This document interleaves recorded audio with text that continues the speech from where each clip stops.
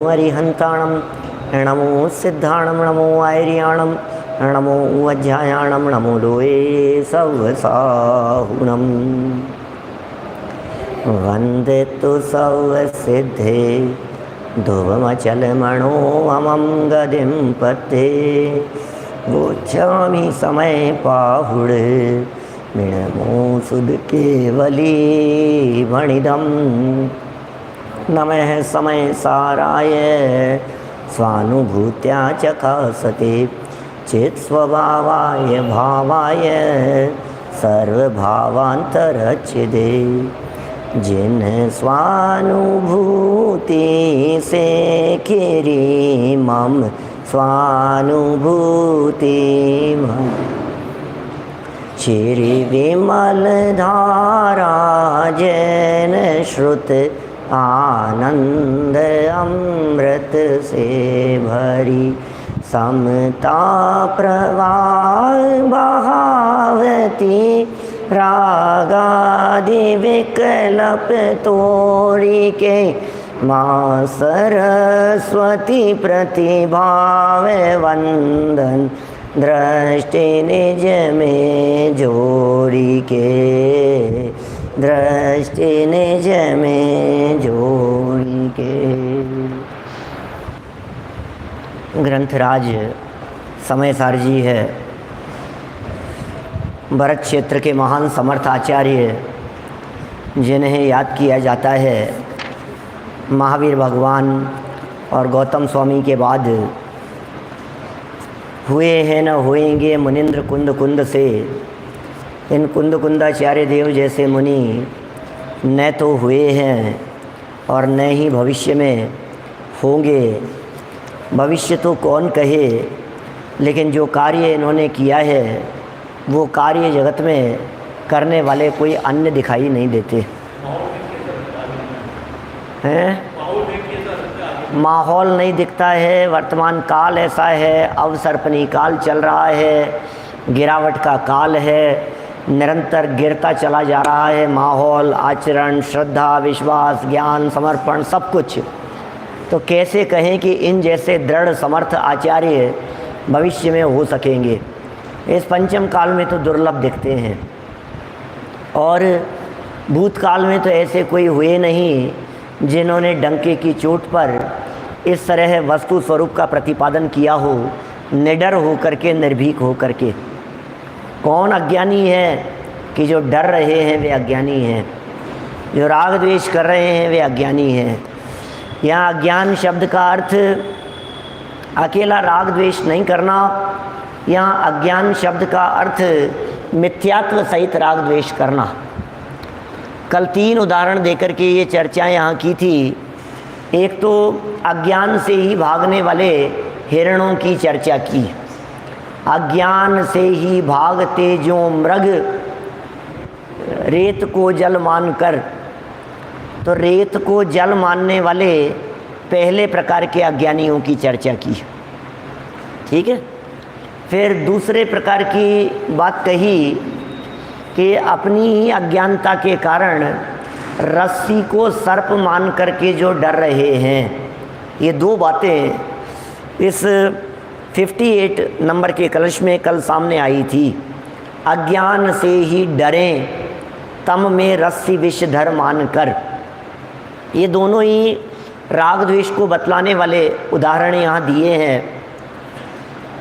रेत को जल मान करके दौड़ना ये राग का उदाहरण है, और अंधकार को रस्सी, अंधकार में रस्सी को सर्प समझ लेना ये द्वेष का उदाहरण है। आपको लगेगा इसमें से राग द्वेष कहाँ से निकाल लिए, तो सच्चाई तो यह है कि जहाँ मायाचार और लोभ होता है वहाँ राग है, जहाँ क्रोध और मान है वहाँ द्वेष है। हास्य, रति और 3 वेद ये राग हैं। अरति, शोक, भय, जुगुप्सा ये द्वेष हैं। तो रस्सी को सर्प मान करके डरना रस्सी को यदि सर्प मान करके डरा गया है तो ये भय है, और भय द्वेष रूप है। 25 कषायों में 12 कषाएँ द्वेष रूप होती है और 13 कषाएँ राग रूप होती है ना। तो जब भय की चर्चा की तो स्वयं में भी ये सिद्ध हो गया कि द्वेष की बातें है। और जब पानी मिलेगा, ये जो लोभ है, विषय ग्रहण करने का लोभ, ये राग है। तो एक राग का एग्जाम्पल दिया और एक द्वेष का एग्जाम्पल दिया। नीचे दादा ने उसको व्याख्या करते हुए कह दिया कि अज्ञान के कारण पर की संभाल में दौड़ धूप करता है। कल हमने दौड़ धूप की बहुत चर्चा की थी। भाग दौड़ करता रहता है क्या? कल हमने दौड़ धूप की चर्चा की थी ना। दौड़ता रहता है इधर से उधर, पैसे के लिए, व्यापार के लिए, धन के लिए। अब 2 तरह से दौड़ धूप होती है। अकेले पाप में ही नहीं, पुण्य में भी दौड़ धूप होती है। राग में ही नहीं, द्वेष में भी दौड़ धूप होती है। मंदिर के लिए दौड़ धूप हो रही है, विधान के लिए, आयोजन के लिए, पंच कल्याणक के लिए, दिन रात एक करके बस अब तो पंच कल्याणक के लिए पूरी टीम जुट गई है। ये क्या कर रहे हैं? ये दौड़ धूप हो रही है पुण्य संबंधी। व्यापार के लिए मुझे कैसे भी करके ये टारगेट हासिल करना है, तो पाप के लिए दौड़ धूप हो रही है।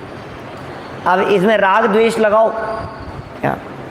तो जैसे राग के लिए दौड़ता है व्यापार के लिए, वैसे द्वेष बुद्धि से भी दौड़ता है। कि द्वेष से कैसे दौड़ेगा? कि डर के भाग रहा है ना, तो डर तो भय है, भय तो द्वेष रूप है। तो सांप से डर करके भागना, उसमें भी भाग रहा है। और पानी के लिए हिरण भाग रहा है, वो भी भाग रहा है। दोनों दौड़ धूप कर रहे हैं।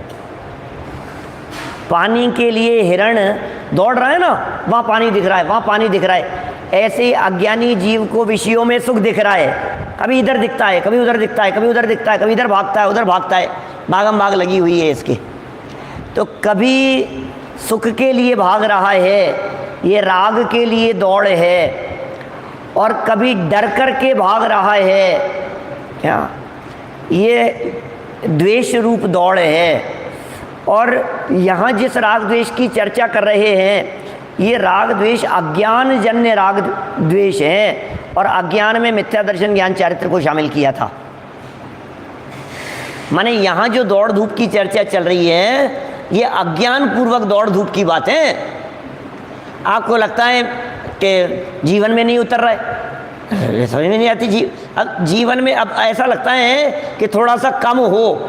अभी सम्यक दृष्टि चक्रवर्ती, सम्यक दृष्टि है और नियम से चक्रवर्तित्व पद बंधा था, वो सम्यक्त्व की भूमिका में ही बंधा था। और 6 खंड को जीतने के लिए जो दौड़े थे क्या, वो सम्यक दर्शन की भूमिका में दौड़े थे। इसलिए ऐसा नहीं है कि सम्यक दृष्टि हो गया तो अब उसे कमाने का भाव नहीं आएगा। चतुर्थ गुणस्थानवर्ती है। मैं तो निर्वृत्ति की बात कहता हूँ, वो अलग बात है क्या। निर्वृत्त होवे वो अच्छी बात है, लेकिन यदि निर्वृत्त कदाचित न भी होवे तो इसका अर्थ वो कोई अज्ञानी का लक्षण हो गया हो, ऐसा नहीं है। क्योंकि कल मैंने इतनी सब बातें कही ना, तो अच्छा तो सबको लगता है कि भाई बहुत अच्छी बात है, बहुत अच्छी बात है। लेकिन पंडित जी करें क्या? सब छोड़ करके बैठ जाएं क्या? क्या? अरे भाई, न तुम दौड़ने के करता हो और न तुम छोड़ने के करता हो। ये बात पहले हृदय में उतरनी चाहिए। न हम उसको जोड़ने के करता हैं और न उसे छोड़ने के करता हैं। जोड़ने और छोड़ने दोनों के करता नहीं है हम। ये बात समझना धर्म है, ये बात नहीं समझ में आती है। ज्ञानी जीव कमाने के लिए भले ही दौड़ रहा हो, लेकिन कमाने के प्रति जो उसकी आसक्ति है, कमाने के प्रति जो उसकी चेट है, उसमें जो सुख बुद्धि है, वो मिट गई है। समझ में आ रही है बात? दुनिया के किसी भी काम में समझ लो आप, मान सम्मान मिले, काम होवे, अपन प्रभाव ना होवे, कोई भी इच्छा आपके हृदय में है, तो ये कह रहे हैं वो अज्ञान जन्य है कि नहीं है।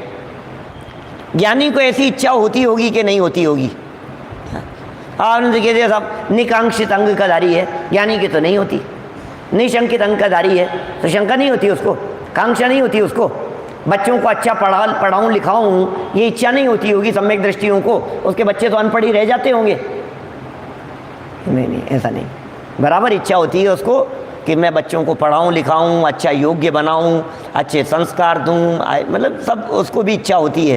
तो ऐसी इच्छाएं उसको हो रही है तो आकांक्षा है ना ये, तो वो तो निशंकित अंग निकांक्षित अंग का धारी है, तो आकांक्षा कैसे होगी? निकांक्षित अंग है ना उसके, तो कांक्षा कैसे होगी? बोले भोगों के प्रति मिथ्यात्व सहित वाली जो आकांक्षा है वो नहीं होती है। भूमिका के अनुसार उसको वो परिणाम आए बिना रहते नहीं हैं, वो परिणाम भी मंद रहते हैं, मंद होते हैं। ये अंदर की बात है भाई, ज्ञानी की बात ज्ञानी जाने, ऐसी है स्थिति। तो बड़ा सुंदर ये दो जो एग्जाम्पल दिए थे, एक द्वेष के लिए एग्जाम्पल दिया, एक राग के लिए एग्जाम्पल दिया। और राग और द्वेष दोनों में ही दौड़ने की बात कही। देखो आप उदाहरण में देखना, भागते और पहले तो कहा रेत को जल मान करके भागते अज्ञान के कारण, और दूसरे में भी अज्ञान की बात कही कि डरे क्या, रस्सी को सर्प मानकर डरे, लेकिन अज्ञान से, ये अज्ञान में बात चल रही है यहाँ। ऐसा नहीं है कि सम्यक दृष्टि जीव रस्सी को सांप मान करके डरेगा, नहीं। और सोचना, गंभीरता से इस मुद्दे पर विचार करना, ये तत्व निर्णय करना है हमें, माने जो बात समझ रहे हैं हम उसके निर्णय तक पहुंचना है। ऐसा नहीं कि जो समझ लिया समझ लिया, नहीं, और कसौटी पर कसो, तर्क की कसौटी पर कसो, युक्तियों के आधार पर देखो क्या सत्य है, क्या परमार्थ है, कैसा होना चाहिए, ऐसा मान लें कि ऐसा मान लें, ये सच्चाई है कि ये सच्चाई है, इसमें क्या। तो बराबर इन बातों के बारे में जब आप गंभीरता से सोचेंगे तो फिर आप किसी निष्कर्ष पर पहुंचेंगे। तो बहुत ही सुंदर बातें यहाँ कल अपन ने पढ़ ली थी। और एक तीसरा एग्जाम्पल दिया था, वातोद्वेलित उदधिवत, हवा के कारण उछलते हुए समुद्र की लहरों के समान। हवा के कारण समुद्र की लहरें जिस प्रकार उछलती हुई नजर आ रही है, तो वे समुद्र में भी योग्यताएं, ऐसी बात समझना। और हवा का निमित्त है, लेकिन समुद्र का स्वभाव न्यारा है और उछलने रूप वृत्ति न्यारी है। ये दोनों बातें बराबर ख्याल में आनी चाहिए। ज्ञानी का ज्ञान भाव रूप स्थितिकरण, ज्ञान भाव में स्थित रहना, और ज्ञानी जीव के ही वर्तमान परिणति में लड़ना, युद्ध करना, ये भी वर्तमान परिणति में, ये भी बराबर है। मतलब दोनों ही बातों का सुमेल है उसके जीवन में, और खींचतान करने की तो गुंजाइश ही नहीं है। होता स्वयं जगत परिणाम, इस बात को बराबर जानता है। जो जैसा परिणाम आ रहा है वो होते हुए उस परिणाम को जान लेता है। सम्यक दृष्टि ज्ञानी जीव को यदि कमाने का, भोगने का परिणाम यदि आ रहा है तो उसे जान लेता है। सम्यक दृष्टि ज्ञानी जीव, पंचम गुण स्थानवर्ती जीव, तत्काल उसकी वर्तमान परिणति में जो भाव आया उसे जान लेता है, अरुचिपूर्वक भोगता है। चलिए, ये तो सब अज्ञान के कारण क्या क्या हो रहा था। अज्ञान के कारण आकुलता हो रही थी, अज्ञान के कारण दुख हो रहा था, अज्ञान के कारण दौड़ रहा था, अज्ञान के कारण भाग रहा था, अज्ञान के कारण भयभीत हो रहा था, अज्ञान के कारण खेद खिन्न हो रहा था, अज्ञान के कारण शोक संतप्त हो रहा था, अज्ञान के कारण पीड़ित था, अज्ञान के कारण दुखी था। ये सब तो अज्ञान के कारण हुआ। ये कलश दिया, अज्ञान के कारण क्या क्या होता है। अब ज्ञान के कारण क्या क्या होता है। नया कलश 182 नंबर पेज, नीचे अंतिम 2 लाइनें। उक्त छंद में अज्ञान के कारण क्या होता है यह बताया गया है, और अब आगे के छंद में यह बताते हैं कि ज्ञान से क्या क्या होता है। अज्ञान से क्या क्या होता है, ज्ञान से क्या क्या होता है। बड़ा मतलब ये ज्ञानी अज्ञानी की जो अंतर्वृत्ति है ये वास्तव में ख्याल में नहीं आती, और इसलिए सारा भ्रम खड़ा होता है, इसलिए सारे झगड़े खड़े होते हैं। इसके लिए ही दादा वर्षों से कहते रहे कि मुझे कुछ भरत आदि सम्यक दृष्टि ज्ञानी जीवों की अंतरंग दशा कैसी होती होगी उसके बारे में लिखना है। टोडरमल जी साहब ने कौन से पेज पे लिखा, देखो 7वें अध्याय में उन्होंने निश्चयवासी जीव के प्रकरण में पेज नंबर आएगा जो भी है, उस पे उन्होंने लिखा कि भरत आदि सम्यक दृष्टि ज्ञानी जीवों की अंतरंग स्थिति कैसी होती होगी आगे कहेंगे। इसका मतलब टोडरमल जी के अंदर में कुछ चल रही थी ये बात, यहाँ बैठ करके टोडरमल जी साहब के अंदर में कुछ चल रही थी बात। अब अच्छे ज्ञानी नहीं समझ पाते हैं, हमें समझ में आ गया ये अज्ञानी है, हमें समझ में आ गया ये ज्ञानी है। तुम कैसे ज्ञानी समझ लिया, कैसे अज्ञानी समझ लिया? क्या देखा तुमने कि उसे अज्ञानी कह दिया? क्या देखा कि उसे ज्ञानी कह दिया? नरेश जी साहब नागपुर वाले, अजय भैया बोलो, आपने कैसे समझ लिया कि अज्ञानी है और कैसे समझ लिया कि ये ज्ञानी है? क्या हमें जो दिखाई दे रहा है, टोडरमल जी जो कह रहे कैसी होती होगी आखिर वास्तव में अंतर्बाह्य का कैसा उसको ये द्वंद्व चलता होगा। वर्षों से दादा 20, 25, 30 साल से तो हम सुनते रहे उन बातों को, और अब जाकर के दादा ने वो भरत का अंतर्द्वंद्व लिख दिया। भरत का क्या चलता होगा, दोनों धाराएं चल रही है यौ वाव मिश्र रूप है, सम्यक दृष्टि ज्ञानी जीव, रमत अनेक सुरनि संग, ये समझ में नहीं आ रहा है ऐसे कैसे सम्यक दृष्टि, रमत अनेक सुरनि संग, अरे अंतरंग परिणति में पैतिस परिणति तैनित हटाहटी, क्या अब ये अंदर की बात नहीं समझ में आ रही है?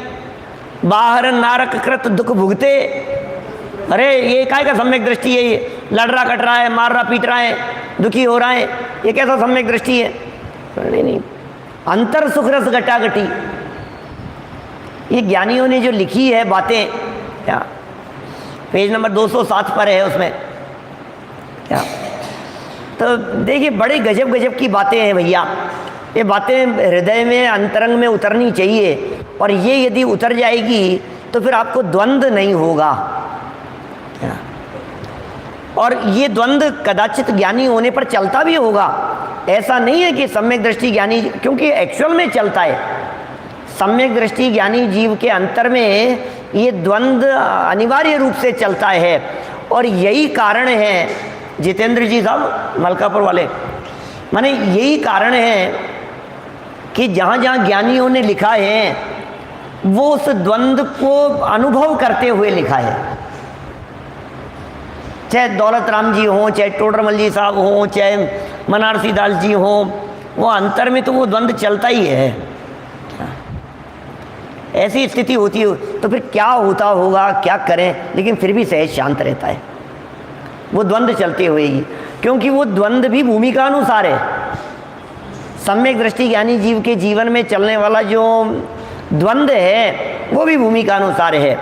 धर्मेंद्र जी साहब, भागचंद जी साहब जैसे ऐसे कई भागचंद जी हैं, सदा सुखदास जी हैं, क्या अब यद्यपि अपने को उन ज्ञानियों की वही परिणति आदर्श लगती है कि मेरा तो समय घटा दो, मुझे तनख्वाह बढ़ाने की ज़रूरत नहीं है, आदर्श लगती है अपने को, ये मज़ा आता है इन बातों को देख करके। लेकिन एक तरफ तो ऐसे ज्ञानी जो तनख्वाह बढ़ाने के लिए निषेध कर रहे हैं और समय घटाने के लिए कह रहे हैं, और दूसरी तरफ ऐसा ज्ञानी जो 6 खंड जीतने के लिए, समय बर्बाद करने के लिए दौड़ रहा है 60,000 वर्ष के लिए। अब ये समझ में नहीं आता हमारे को, क्या करें? तुम्हारा समय बचाना चाहिए था ना, क्या जरूरत है जाने की? और अभी हमें भरत जी दिख रहे हैं तब तो लगता है क्या पता कैसे थे, क्या थे। अब शांतिनाथ भगवान की बात करो तो क्या, राजा शांतिनाथ, चक्रवर्ती शांतिनाथ स्वामी की बात करो तो 6 खंड को जीतने के लिए तो वो भी गए थे ना, क्या 6 खंड को जीतने के लिए तो शांतिनाथ स्वामी, कुंतुनाथ स्वामी, अरनाथ स्वामी ये भी तो गए आखिर, क्या? और 6 खंड को जीतने के लिए जा रहे हैं, 96,000 शादियां कर रहे हैं, किस लिए कर रहे हैं, क्यों कर रहे हैं? अंतर में द्वंद्व नहीं चलता होगा, चलता भी होगा, और वो द्वंद्व भी सहज चलता होगा। उस द्वंद्व के काल में भी इतना सहज रहते होंगे कि भाई ये ऐसा ही होना है, इस भूमिका में ऐसा ही होता है, इस भूमिका में ऐसे ही विकल्प आते हैं, पहले गुणस्थान की भूमिका में ऐसे ही विकल्प आते हैं, पहले गुणस्थान की भूमिका में किस किस लेवल तक जाकर के निर्मल परिणति हो सकती है? पहले गुणस्थान की भूमिका में पहले गुणस्थान वाले की भूमिका चौथे वाली जैसी तो नहीं हो सकती है, पहले वाले की भूमिका पांचवें वाली जैसी तो नहीं हो सकती है, पहले वाले की भूमिका छठे सातवें वाली जैसी तो नहीं हो सकती है क्या? बोलो। तो अब ये बड़ी गजब की बातें हैं। चलिए खैर, ज्ञान से क्या क्या होता है ये बात यहाँ कह रहे हैं। 183 नंबर पेज पर देखिए, 59 नंबर का श्लोक ज्ञानी की परिणति को बतला रहे हैं। ज्ञानी के क्या चलता है अंदर में, ज्ञानी जीव की कैसी निवृत्ति होती है। वसंतिल का ज्ञानाद् विवेचकतया तु नहीं विवेचकतया तु परात्मनोर्यो जानाति हंस इव वा पयसो विशेषं चैतन्य धातुमचलं च सदाधिरूढो जानीत एव हि करोति न किंचनापि। पद्यानुवाद पढ़ें इसका, छंद का पद्यानुवाद।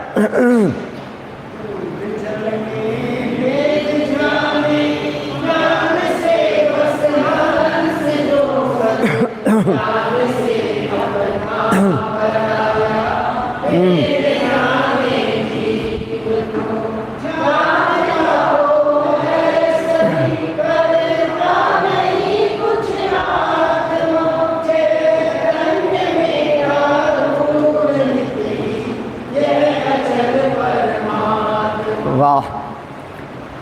दूध जल में भेद जाने ज्ञान से बस हंस जो। दूध अलग है, पानी अलग है क्या? दूध और पानी अलग अलग है, ये तो बच्चा बच्चा जानता है। दूध अलग है, साध्य। दूध अलग है, पानी अलग है, सब जानते हैं। छोटे बच्चे भी जानते हैं, 2-3 साल के बच्चे से भी पूछो, वो भी यही कहेगा दूध अलग होता है, पानी अलग होता है। उसको दिखाओ तो पहचान लेगा, अरे ये तो उस ज्ञानी की बात कर रहे हैं जो दूध में पानी मिला हुआ है। अरे नहीं नहीं, दूध में पानी मिला हुआ भी वो जान लेगा, दूध वाला जिसने मिलाया है कि इसमें दूध में पानी है। ये तो उस दूध की बात कर रहे हैं जो गाय के थन से निकला हुआ दूध है। उस दूध में भी दूध अलग और पानी अलग है क्या? माने तो दूध वाला तो कह देगा, कह क्या देगा, जानेगा, कहेगा थोड़ी ना।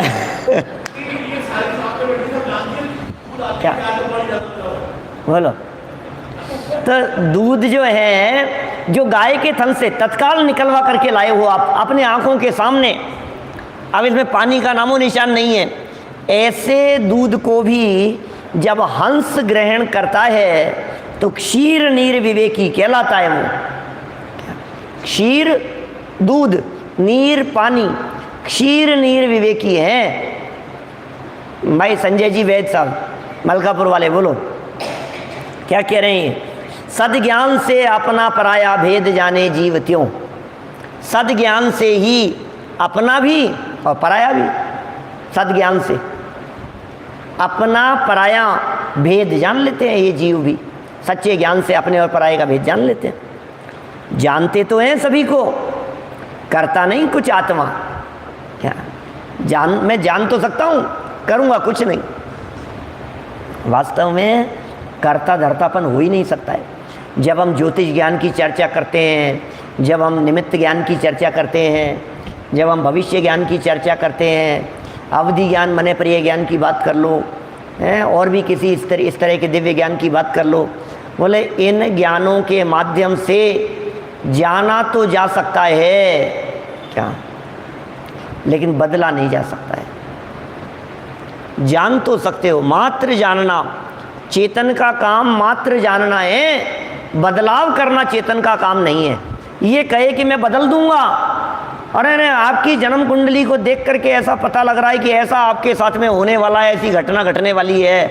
अब एक काम करो, मेरे कहने से तुम इस मंत्र का जाप कर लो, इसकी माला 3 माला सुबह फेरा करो। एक काम करो, कोई ये तंत्र मंत्रवादी जगत को लूटने वाले, ऐसे भ्रम दिखाने वाले लोग इस तरह की बातें कहें। एक काम करो, घर से निकलो उस समय लौंग जेब में रख करके निकलना। ऐसे ऐसी स्टोरी बना देते हैं। एक काम करो, कोई ना कोई जब भी आप निकलो आपके पास में हरी कलर की चीज़ होनी चाहिए। अब वो हरी कलर की चीज़ कोई भी हो सकती है, कुछ भी हो सकती है, तो आपके ऊपर संकट नहीं आएगा। आप एक काम करो, ये इन महाराज की, इन भगवान की, नेमिनाथ भगवान की माला का जाप करो। नेमिनाथाय नमः। आप मुनि सुव्रतनाथ भगवान को याद करो, मुनि सुव्रतनाथ तीर्थंकराय नमः। आप आदिनाथ को, ऋषभ देव को याद करो। आप ऐसा धारा करवा लो, आप ऐसा करवा लो, आप एक विधान करा लो। क्या ये तो शुक्र समझो भाई साहब, अभी तक कोई गृह शांति विधान नहीं लिखे। क्या आगे आने वाले काल में लिख जाएंगे, लिख जाएंगे। क्या 10-5 साल में देखना आगे आ जाएंगे इस तरह के भी।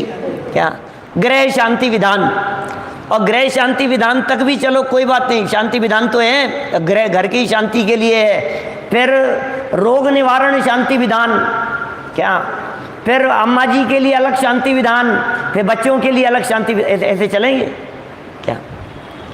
अम्मा जी कमर दर्द निवारण आए शांति विधान क्या करें भैया, दुनिया है। जो चीज़ चलती है, जो चीज़ बिकती है, उस चीज़ की क्या कहते हैं, वो प्रोडक्शन होता है। जो अज्ञान की कोई सीमा नहीं है, सच कहते हैं अंकल, ऐसा ही है।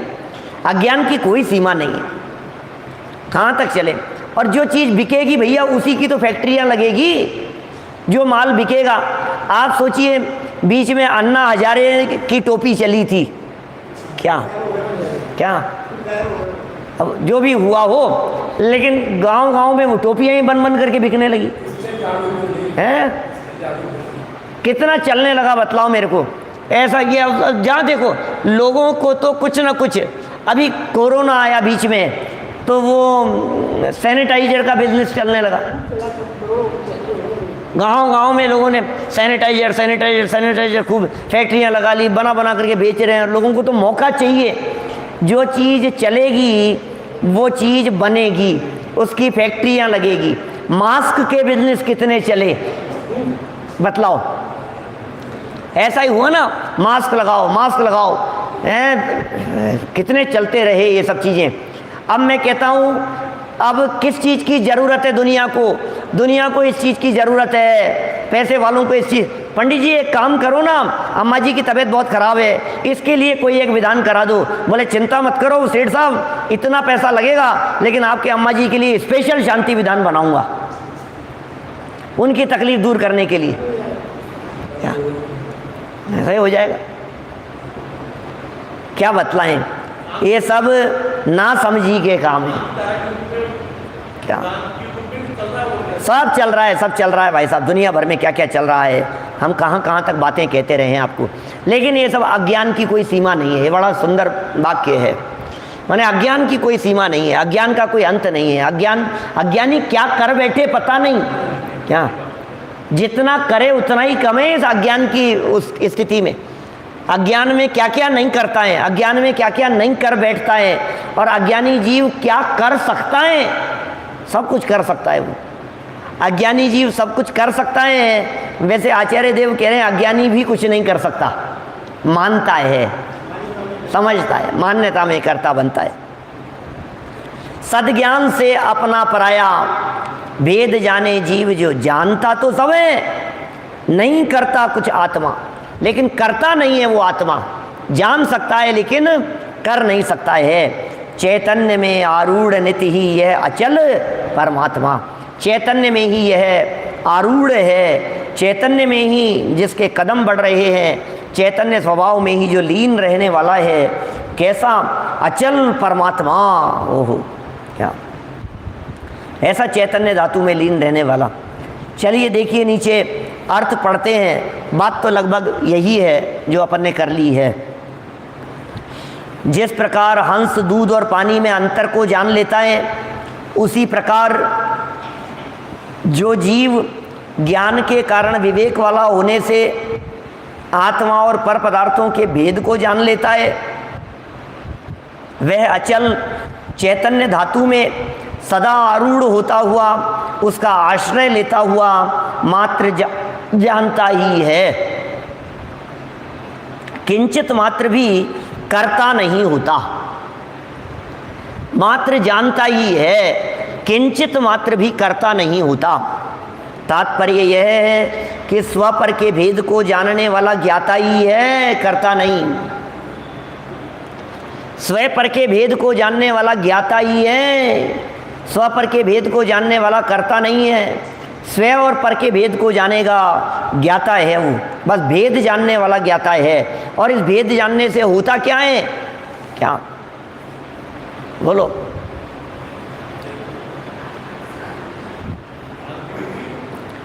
देखिए, तो ये हो गई चर्चा। हमारे लिख रहे हैं वैभव गोदा जी सामने से कि घर घर और मंदिर मंदिर में विधानसभा हो रही है विधान हो रहे हैं हर घर घर में, मंदिरों मंदिरों में, क्या कहें, ज्ञाता ही होता है नितिन भाई। इसके लिए नीचे उदाहरण जो अभी अपन ने पढ़ा, हंस का उदाहरण दे रहे हैं। हंस की चोंच में कुछ खटास रहती है, इस कारण जब वह दूध पीने के लिए उसमें अपनी चोंच डालता है तो दूध फट जाता है। ये तो वैज्ञानिक कारण है। माने कोई हंस कोई ऐसा विवेकी होता हो, हंस कोई भेद विज्ञानी होता हो, हंस बराबर उसके परमाणुओं को अलग अलग देख लेता हो कि दूध के परमाणु अलग है, पर ऐसा ही है। वैज्ञानिक बात तो ये है, साइंटिफिक रीजन तो एक्चुअल में ये है कि उसकी चोंच में कुछ खटास होती है, खार होती है, तो वो उसके कारण जैसे ही वो दूध में अपनी चोंच डालता है तो वो दूध फट जाता है, और फट जाने पर पानी अलग हो जाता है। अब वो जो छेना जैसा जो बनता है, उसका जो दूध का जो चीज़, उसको वो ग्रहण करके पी लेता है, पानी पानी छूट जाता है। आप भी तो कर लेते हैं ऐसा। माने दूध में जब आप उसको फाड़ना होता है, पनीर बनाना होता है, तो आप क्या करते हैं, उसमें नींबू डाल देते हैं। तो दूध में आपने नींबू डाल दिया, फिर क्या किया, पानी पानी नितार देते हैं, यही करते हैं ना। तो आप भी हंस जैसे हो गए क्या? लेकिन हंस के चोंच में वो स्वाभाविक रूप से वो चीज़ रहती है। सुरेंद्र कुमार जी साहब, कोटा वाले बाबू जी, बोलो। उसके स्वाभाविक रूप से ऐसी चीज़ रहती है जिसके कारण क्या होता है, दूध पीने के लिए उसमें अपनी चोंच डालता है तो दूध फट जाता है। इस तरह दूध अलग और पानी अलग हो जाता है। हंस की इस विशेषता के कारण साहित्य जगत में यह प्रसिद्ध है कि हंस में दूध और पानी को अलग अलग कर देने की अपार क्षमता है। ये ऐसी ही योग्यता है, शारीरिक क्षमता है इस प्रकार की। और दूध ग्रहण कर लेता है, पानी क्यों, जब वो अलग अलग हो गए तो पानी क्यों पिएगा। तो इसलिए पूरे साहित्य जगत में, इतिहास में, साहित्यकारों में, सर्वत्र सभी स्थानों पर, इतिहास में जितने विद्वानों ने कलम चलाई है भूतकाल में, उन सब ने इस विशेषता को बड़ा महत्वपूर्ण माना है और भेद विज्ञान के लिए इस तरह का एग्जाम्पल दिया है। इस कारण हंस को क्षीर नीर विवेकी भी कहा जाता है। अशोक जी साहब राघोगढ़ वाले, बोलो। तो हंस को क्षीर नीर विवेकी भी कहा जाता है। जो व्यक्ति भले बुरे की पहचान करने में समर्थ होता है। अब देखो, हंस को तो कह दिया क्षीर नीर विवेकी, अब मनुष्य गति के जीवों में क्या करेंगे, बोलो। कह रहे जो मनुष्य है और जो व्यक्ति है, पुरुष स्त्री है, भले बुरे की पहचान करने में समर्थ होता है, असली नकली का भेद समझने में चतुर होता है, उसे हंस की उपमा दी जाती है। संत चित्त मराल वृंद रमे नित ज्ञानी। संत चित्त, संतों का चित्त कैसा है, जनवाणी स्तुति में है ना, संत चित्त कैसा है। मराल वृंद, मराल कहते हैं हंस को, वृंद है समूह, मराल वृंद हंसों के समूह की तरह है, हंस की तरह है संत का चित्त। ऐसे ज्ञानियों के चित्त को उपमाएं दी हैं। संत चित्त मराल वृंद रमे नित्य ज्ञानी, सांची तो गंगा ये वीतराग वाणी। ये जो जनवाणी स्तुति है, जनवाणी स्तुतियों का तो ये रिवाज ही खत्म सा होता चला जा रहा है। क्या हो गया है, आज पूरे देश में देखता हूँ मैं, पूरे दुनिया भर में घूमता हूँ, जनवाणी स्तुतियों का रिवाज ही खत्म हो गया है। तो होना चाहिए, मिथ्यातम नाशवेको, सांची तो वीतरागवाणी, और ये सब जो चला करती थी पहले, ये धन्य धन्य वीतरागवाणी, अमर तेरी जग में कहानी, ये सब कहाँ चले गई ये सब। आजकल के बच्चों ने तो सुने ही नहीं होंगी ये, तो कैसे जवान पर होंगी, कैसे याद रहेंगी, कैसे होगा। बोलनी चाहिए। पहले तो भजन भी बोलते थे अपने यहाँ, तो क्या अलग अलग भजन बोलते थे, वो क्या करें, सबको शॉर्ट चाहिए, शॉर्ट चाहिए। प्रथम तो प्रवचन ही 1 घंटे की जगह पौन घंटे के रह गए सर्वत्र, सब जगह पर धारा ही ऐसी हो गई। पौन घंटे प्रवचन तो पौन घंटे का ही होता है, प्रवचन तो पौन घंटे का ही होता है। पहले 1 घंटे के हुआ करते थे। बचपन से आपने देखे होंगे 8 से 9, 9 से 10, ऐसे 1-1 घंटे के प्रवचन होते थे वक्ताओं के, और अब 8 से पौने 9 और पौने 9 से 9:30 45 मिनट। क्या अब ये 45 मिनट जो है, ये भी एक्चुअल में गलत नहीं है, ये ठीक है। तो वास्तव में जो अंतर्मुहूर्त की जो बात कही है ना जनवाणी में, राउंड फिगर में क्यों नहीं लिया, सोचना जरा। अब आज आ गई है बात तो बतला देता हूँ। दिनेश सिंघई जी साहब 48 मिनट अंतर्मुहूर्त राउंड फिगर में, या तो 50 मिनट कर देते कि 45 मिनट करते, 48 मिनट का क्या चक्कर है। उन्होंने बहुत बुद्धिपूर्वक इसको, बहुत रिसर्च पूर्वक निर्णय करके ये निकाला होगा, सोचा होगा कि 48 मिनट का जो अंतर्मुहूर्त है, ये मैक्सिमम टाइम है उपयोग की एकाग्रता के लिए। अंतर्मुहूर्त से ज़्यादा इस जीव का उपयोग किसी एक विषय में टिक नहीं सकता है, अंतर्मुहूर्त से ज़्यादा। ये तो आगम कह रहे हैं, अशुभ से शुभ में, अशुभ से अशुभ में अंतर्मुहूर्त से ज़्यादा टिकता नहीं है। तो बोले प्रवचन भी 48 मिनट ही करो। क्या अधिकतम सामने वाला व्यक्ति 48 मिनट तक अपने उपयोग को केंद्रित कर सकता है, इसके बाद तो फिर दिमाग के ऊपर जाने लग जाती है, फिर तो थक जाता है सामने वाला। फिर सहनन भी कमज़ोर हो गए हैं आजकल, क्या सहनन कमज़ोर हो गए हैं, हीन सहनन वाले हो गए हैं। तो ऐसा लगता है ज़्यादा देर बैठा नहीं जाता, वक्ताओं का गला दुख जाता है, श्रोताओं की कमर दुख जाती है। ये क्या करे, उपयोग इधर उधर हो जाता है। फिर समय हमारे पास में कहाँ है, दुकान का समय हो जाता है, बिजनेस का, जॉब का, इधर। अब ठीक है, अब बहुत होता है 45 मिनट। अब फिर गुण करे तो इतना ही बहुत है। ऐसी बातें बड़ी सुनने को मिलती है भाई साहब। देखिए अब यहाँ कह रहे हैं, आगे बात पूरी करते हैं अपन। देखो फटाफट, समय घड़ी भी दौड़ती है। शीर निर्विवेकी कहा जाता है भले बुरे की पहचान करने में जो समर्थ होते हैं, असली नकली का जो पहचान कर लेते हैं, वे चतुर होते हैं। उन्हें हंस की उपमा दी जाती है, और उन्हें भी, उन ज्ञानियों को भी शीर निर्विवेकी कहा जाता है। क्या यही कारण है कि यहाँ सम्यक दृष्टि ज्ञानी धर्मात्मा को, सम्यक दृष्टि है, ज्ञानी धर्मात्मा है, इन धर्मात्मा को शरीर आदि पर पदार्थों से भिन्न अपनी आत्मा को जान लेने के कारण क्षीर नीर विवेकी कहा जा रहा है। ज्ञानियों को, ज्ञानी क्या करता है, क्षीर नीर विवेकी है। कि क्यों कहा है ज्ञानी को ये क्षीर नीर विवेकी, कि इसलिए ज्ञानी को क्षीर नीर विवेकी कहा है क्योंकि वो अपने विवेक के दम पर भेद विज्ञान करता हुआ अच्छे और बुरे को पहचान लेता है। भले बुरे की उसे पहचान है, स्व पर को पहचान लेता है, आत्मा को और शरीर को भिन्न भिन्न जान लेता है। साथ में यह भी कहा जा रहा है कि ज्ञानी आत्मा शरीर, कर्म और कर्मोदयजन्य विकारी भावों को जानता तो है पर करता नहीं है। क्या ये भी कहा जा रहा है, ज्ञानी आत्मा इनको जानता तो है पर करता नहीं है।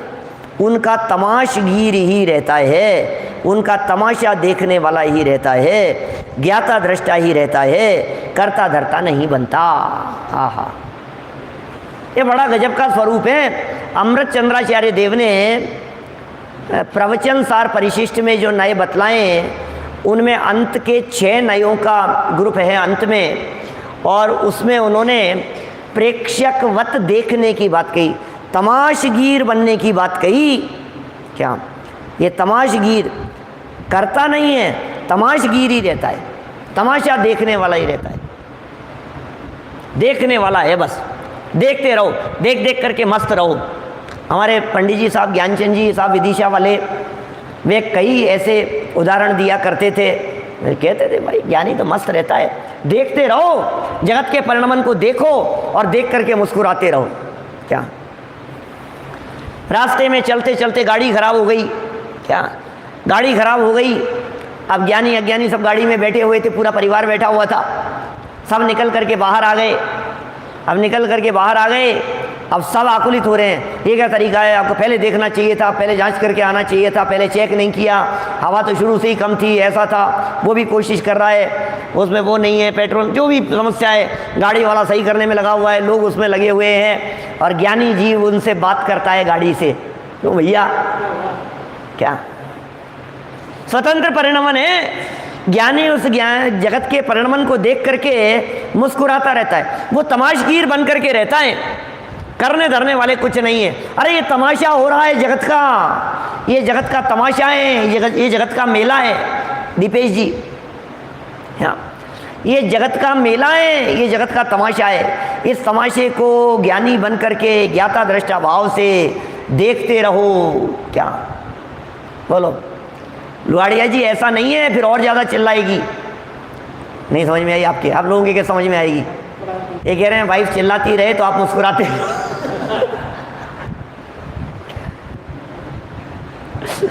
क्या भले ही मत मुस्कुराओ उसके सामने, लेकिन मन ही मन तो प्रसन्न रह सकते हो कि ठीक है ये नाराज हो रही है, कोई बात नहीं। क्या इसकी नाराजगी भी ज़्यादा लंबे समय की नहीं है, ये हम भी जानते हैं। क्या नाराजगी कितनी देर चलती है, क्या और वो नाराज होना भी अधिकार है ना उनका। किसी बात पर नाराज हो जाना ये क्या उनका अधिकार नहीं है क्या? आप पर पूरा अधिकार समझते हैं तब तो आप पर नाराज होते हैं। अच्छा बतलाओ, पड़ोसियों के ऊपर तो नाराज नहीं होते क्या? उन पर नाराजगी अलग प्रकार की होती है, गंदगी फैला देते हैं यहाँ पर वो अलग प्रकार की नाराजगी है। क्या अब बच्चों पर नाराजगी, हस्बैंड पे नाराजगी, वो अलग प्रकार की नाराजगी होती है।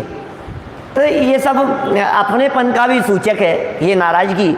उस नाराजगी में उनका अपनापन भी छिपा हुआ रहता है, लेकिन वो सहज रहो, मस्त रहो, और कदाचित प्रतिकार करने का भाव आ जाए तो कर भी दो, लेकिन 2 मिनट में समझ लो कि ये सब ऐसा ही है, स्वरूप इसी प्रकार का है, मस्ती का मार्ग है। ज्ञानी जीव तो तमाशगीर रहता है, ये मैं नहीं कह रहा हूँ, ये दादा ने लिखा है यहाँ पर, ये पंक्तियाँ पढ़ करके बतला रहा हूँ आपको। ज्ञानी तो तमाशगीर रहता है, ज्ञानी तो मस्त रहता है, आनंदित रहता है। मस्त होना क्या है, जगत का परिणमन है, ऐसा ही होना था, ऐसी ही होनहार है, इसी तरह से परिणमन होता है, ऐसे ही जगत की स्थितियां बनती है सब। देखिए कहाँ है, तो पूरा ही पढ़ दिया अपन ने। तो चलो आगे वाले कलश की तरफ बढ़ जाते हैं। मेरा मन था सच में, आज हेडिंग में भी मैंने दोनों कलश डाले थे, हैं अपने पास में 6-7 मिनट, और चर्चा भी इतनी ही है ना। फिर आगे 61-62 नंबर दोनों कलशों का ग्रुप भी है, तो फिर वो दोनों फिर कल एक साथ हो जाएंगे। चलिए, ज्ञाता दृष्टा ही रहता है, कर्ता धर्ता नहीं बनता।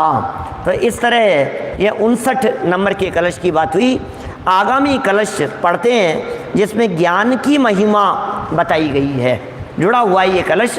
आगामी दोनों कलश जो हैं वो फिर आगामी गाथा की उत्थानी का स्वरूप है। तो ये प्रकरण यहाँ एक प्रकार से पूरा हो जाएगा। मंदाक्रांता बड़ा सुंदर छंद है, और जैसा कि छंद है ये मंदाक्रांता, ऐसे मंद मंद मंद मंद चलता है। ये मंदाक्रांता जो छंद है ना, बहुत मंद मंद चलता है।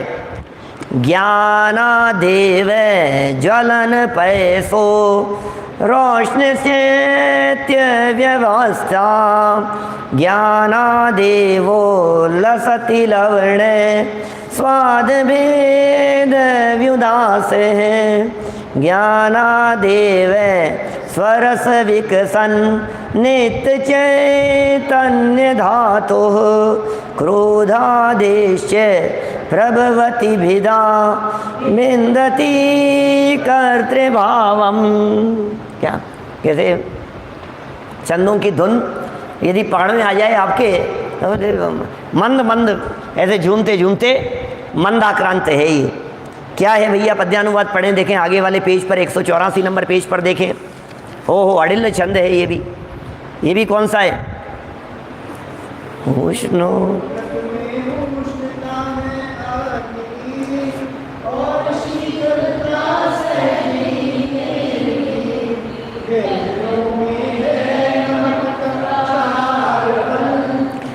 ज्ञान ही यह जानता है विज्ञ जन, क्रोधाधिक के कर्तापन को छेदता, अहम बुद्धि के ज्ञान को भेदता, इसी ज्ञान में करते नित्य शुद्धात्मा, अपने रस से भरा हुआ यह आत्मा, आत्मा हूँ आत्मा हूँ आत्मा। ये भी धुन है, ये इसकी अडिल छंद की धुन है ये। उष्णोदक में उष्णता है अग्नि की, और शीतलता सहज ही नीर की,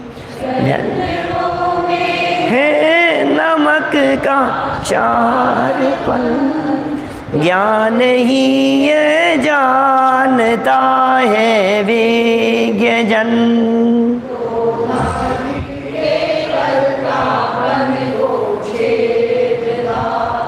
इसी दिन नित्यात्म को, इसी ज्ञान में प्रगटे निज शुद्धात्मा, अपने रस से भरा हुआ यह आत्मा, अपने रस से भरा हुआ। सच में कलश तो ऐसा है, रस लो इसको, तो अपने रस से भरा हुआ यह आत्मा। छंद भी कितना सुंदर लिखा है, उष्णोदक है, उष्णोदक गर्म पानी, उदक माने पानी, उदक चंदन तंदुल पुष्प कई, उदक माने पानी, रोज तो बोलते उदक चंदन तंदुल, हमें पता ही नहीं उदक माने क्या होता है। उदक माने पानी, जल, तो और उष्णोदक गर्म पानी, तो बोले गर्म पानी में जो उष्णता है वो अग्नि की है, पानी की नहीं है। गरम गरम पानी है, पानी गरम, पानी गरम, पानी गरम होता ही नहीं है। उसमें जो उष्णता है वो अग्नि का मिश्रण है, वो उष्णता अग्नि का काम है। और जो शीतलताएं हैं ये सहज है नीर की, शीतलता पानी की है, गरम पना अग्नि का है। और इसी तरह, ये तो एक एग्जाम्पल हो गया। फिर दूसरा एग्जाम्पल, व्यंजनों में है नमक का क्षारपन, ये दूसरा उदाहरण, कितना सुंदर उदाहरण देते हैं। व्यंजनों, ये खारा क्यों लग रहा है, खारा क्यों लग रहा है, बोले नमक का खारापन है, सब्जी का खारा नहीं है। कभी आपके लौकी की सब्जी में नमक ज़्यादा गिर जाए, डबल गिर जाए, और कोई बच्चा पहली बार उस सब्जी को खा रहा हो, 5 साल का बच्चा, उसको खा करके बहुत खारी थी सब्जी, मम्मी ने तो बनाई थी, अभी तक खाना शुरू नहीं किया था, बच्चे को पहले खाना, सबसे पहले बनते ही खाना परोसा, उसने सब्जी खाई और बहुत बुरी लगी, तो उसने कहा ज़िंदगी में दोबारा कभी ये सब्जी मेरे को मत डालना। क्या, क्यों, इतनी खराब, इतनी खराब। फिर मम्मी ने जब सब्जी खाई तो पता लगा, अरे इसमें तो खारी हो गई थी, तो नमक ज़्यादा गिर गया था। तो बच्चे को समझाया, बेटा ये सब्जी खराब नहीं है, नमक ज़्यादा गिर गया था। तो बच्चा क्या कहेगा, नहीं मैं नहीं जानता, खराब है, तो बिल्कुल खराब है। अब दोबारा लौकी बनाई, तो बेटा वो जो उस दिन जो खाई थी वो सब्जी की खराबी नहीं थी, वो सब्जी का खारापन नहीं था, वो तो किसका था, क्या, तो नमक का खारापन था। जितने भी व्यंजन हैं उन व्यंजनों में जो खारापन है, क्षारपन है, वो नमक का है। और ज्ञानी इस बात को जानते हैं, वे विज्ञ हैं, वे बुद्धिमान हैं, वे समझदार हैं। इसी तरह इन बातों को जानकर क्रोधाधिक के कर्तेपन को वो छेद देते हैं, कर्तापन को, जो अहम बुद्धि है मिथ्यात्व की उसे वे भेद देते हैं। और इस ज्ञान से जब मिथ्यात्व को भेद दिया गया, जब कर्तापन को छेद दिया गया, क्रोधाधिक तो हैं, ध्यान देना क्या महत्वपूर्ण बात कह रहे हैं, क्रोधाधिक तो होते हैं ज्ञानी के, ज्ञानी गुस्सा नहीं करता है ऐसा नहीं है, और गुस्सा कर रहा है, देखो ये कैसे ज्ञानी हो सकता है, ज़्यादा होशियार समझ रहा है अपने आप को, ज्ञानी हो गया है, गुस्सा तो करता है, गुस्से के प्रति अपनापन नहीं होता, कर्तापन छेदता। अहम बुद्धि के मिथ्यातम को भेदता, मिथ्या बुद्धि का जो अहमपन है उसे भी भेद देता है। और इसी ज्ञान से प्रगटे निज, इस ज्ञान से शुद्धात्मा प्रकट होता है, जो कि अपने रस से भरा हुआ यह आत्मा। यह आत्मा अपने रस से भरा हुआ है। चलिए नीचे पढ़ देते हैं, 4 लाइनें हैं सिर्फ, सुनिए क्या लिख रहे हैं इन 4 लाइनों में। गर्म पानी में अग्नि की उष्णता और पानी की शीतलता का भेद ज्ञान से ही प्रकट होता है। ये कैसे प्रकट होता है? गर्म पानी में अग्नि की उष्णता, गर्म पानी में ही, अब उसी पानी में अग्नि की उष्णता और पानी की शीतलता, ये 2 पना कहाँ देखना है आपको? ये 2 पना उस गर्म पानी में ही देखना है। गर्म पानी में ही, उबलते हुए पानी में ही आपको पानी की शीतलता भी देखना है और अग्नि की उष्णता भी देखना है। बोले ये कैसे हो जाएगा? ऐसा कैसे देख लेंगे अपन ये 2 चीज़ें? बोले देख सकते हैं।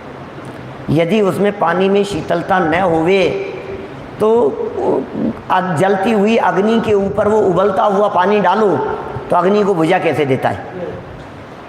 क्या जलती हुई अग्नि के ऊपर गैस जल रही थी, अग्नि जल रही थी, लकड़ियाँ जल रही थी, सिगड़ी जल रही थी, है ना, चूल्हा जल रहा था। अब ये चूल्हा तो जानते ही नहीं आजकल के बच्चे, तो चूल्हा क्या होता है? चूल्हा क्या होता है? मिट्टी का ऐसा बना होता था, लकड़ियाँ जलाते थे उसके अंदर, चूल्हा वो कहलाता था वो, है ना। और लोहे की उसके अंदर बीच में कुछ एक सांचा जैसा होता था, जैसे डायरेक्ट लकड़ी के ऊपर कोई चीज़ नहीं गिरे। तो अब वो उसके ऊपर आपने पानी गर्म किया, उबल रहा है पानी। अब क्या करो? अब पानी का उपयोग हो जाने के बाद वही उबलता हुआ पानी, अब वो चूल्हा जलता थोड़ी ना छोड़ेंगे, अब उसे बुझाएंगे। तो उसी चूल्हे पर वही उबलता हुआ पानी डाल दो, वो बंद हो जाएगा। क्या माने? चूल्हा अलग होता था, सिगड़ी अलग होती थी, स्टोव अलग होता था। आजकल तो गैस का ज़माना है। अब ये जो 3 शब्द कहे हैं, ये 3 शब्दों में अंतर पता है क्या? ये सब वेद विज्ञानी जी इन सब बातों को बराबर जान देते हैं। ऐसा नहीं है सम्यक दृष्टि जानता होगा, आगे भविष्य के सम्यक दृष्टि कदाचित नहीं भी जाने, उससे क्या फ़र्क पड़ता है। चलिए समय तो हो गया अपना, कल ही करेंगे इसको पूरा अपन, इस कलश की चर्चा कल आगे करेंगे और उसको आगे बढ़ते आगे के कलशों को भी कल ले लेंगे। अभी की बात को विराम देते हैं। वेद विज्ञान के लिए प्रेरणा दी है, कुल मिलाकर के वेद विज्ञानी बनो, तब जाकर के कुछ तथ्य हासिल होगा। हम सबके जीवन में ऐसा वेद विज्ञान हो, इसी मंगल भावना से बात को यहीं विराम देता हूँ। निज निधि निज में बताई, यह अनंत उपकार है, उसके लिए जिन वाणी माँ को वंदना शत बार है, वंदना शत बार है।